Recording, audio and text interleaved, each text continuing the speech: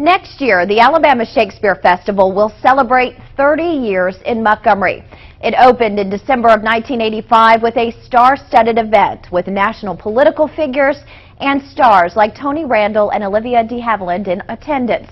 But now, 30 years later, what has been the legacy of ASF so far?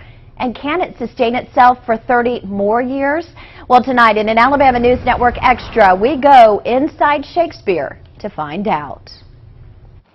When you drive through Blount Cultural Park in Montgomery, a breathtaking building stands as the crown jewel, a $21 million facility in a 250-acre park. The vision of this man, Wynton "Red" Blount, to bring a world-class arts destination to the capital city. He thought big thoughts and had a vision. His son, Wynton Blount III, says his father knew he would be most remembered for this massive project.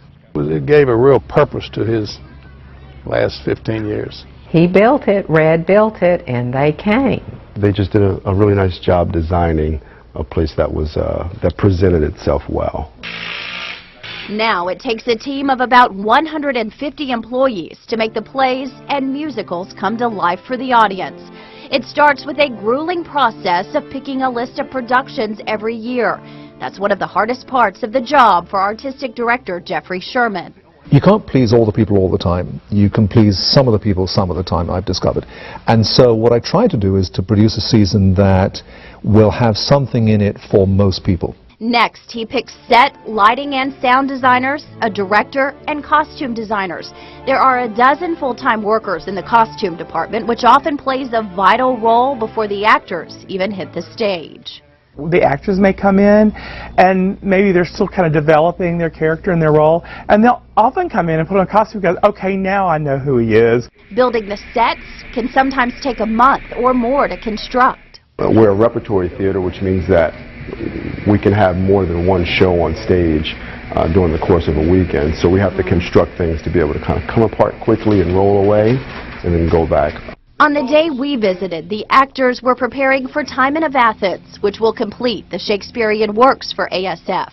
The actors will rehearse for 2 to 3 weeks to work out the kinks.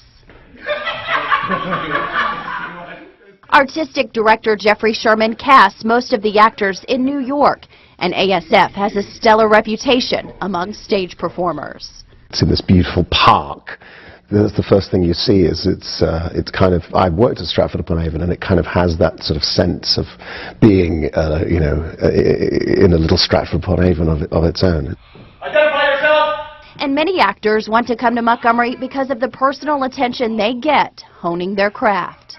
Really break it down with an actor to find out what that actor is feeling at that particular moment.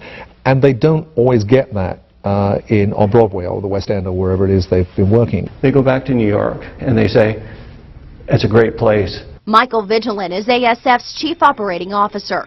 He says this year's budget is $7 million. It's been as high as $10 million in the past, but he says time is beginning to take its toll. The roof has been replaced, our chillers have been replaced, but we need new boilers. There's 1 million bricks in the building, and some of those need to be shored up. We have a list of about $1.5 million worth of things we need to get to. You got to keep the doors open, and to keep the doors open, you got to keep the leaks out, and you got to keep it looking good. And to do that, they need people to fill these seats.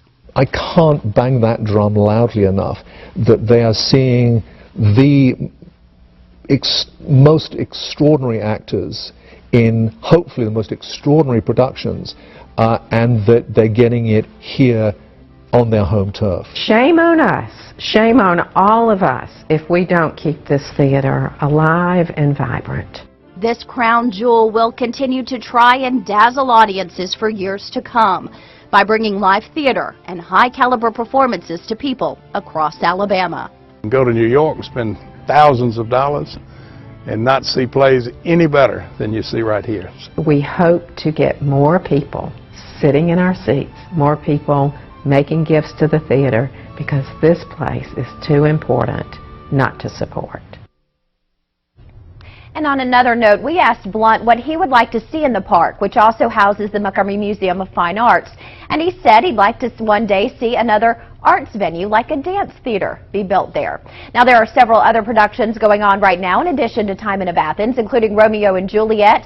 Taming of the Shrew is coming this month, and Mary Poppins, which is set to be a $1 million production, will hit the stage this July. And for more information, visit their website, asf.net.